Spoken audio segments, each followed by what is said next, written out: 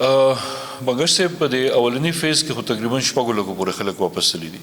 خو په دې کې څه خلک واپس هم راغلي دي اون پاسپورت اند ویزا کو تاسو سره فرض کې ډاکومېنټ نشته نو تاسو سره هیڅ جواز نشته چې ته زموږ په ملک کې ته واپس لاړ شه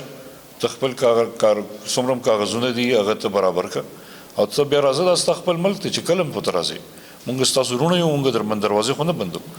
کسان راتلل غواړي په ډاکومېنټډ باندې لکه ویزا باندې راځي پاسپورت باندې هغه دا شکایت لري چې موږ ویزې نه ملاويږي ویزا پروسس کې ډیر زیات پرابلم راځي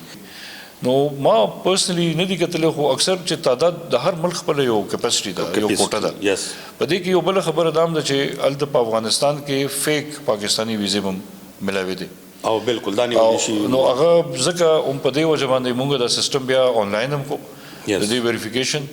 او کوشش دا دی چې کم جنون خلک دي چې جنون دي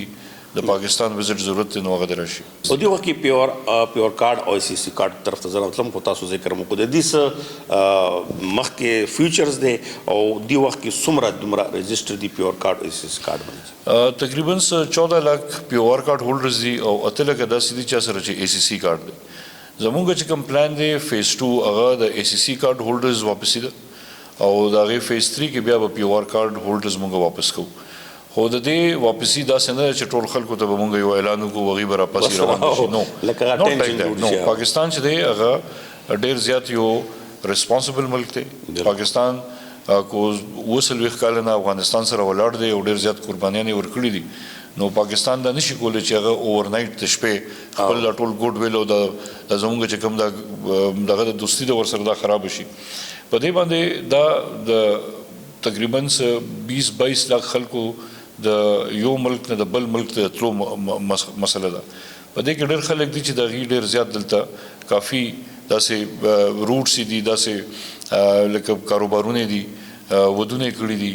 سټوډنټان دي په دې کې داسې خلک شته چې هغه د غي یو بیماری ده او ته غي د علاج پکار دی دا غي بیماری علاج افغانستان کې نشته نو حکومت پاکستان پلان دا دی چې موږ به افغانستان سره یو ان ایجنسی سره انټرنیشنل کمیونټي سره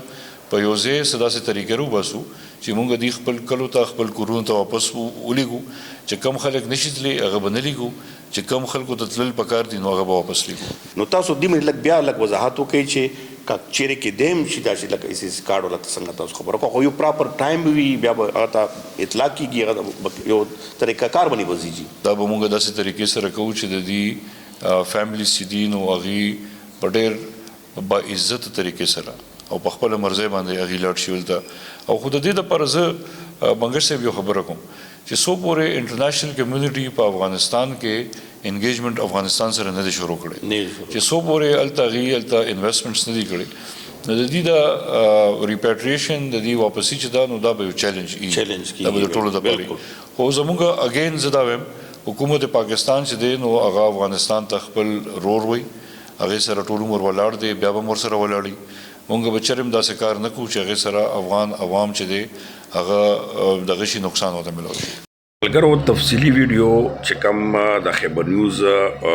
د فیسبوک پاڼه دا د فیسبوک پیج دا یا زما خپل اشفاق بنگش په نامه باندې چې کوم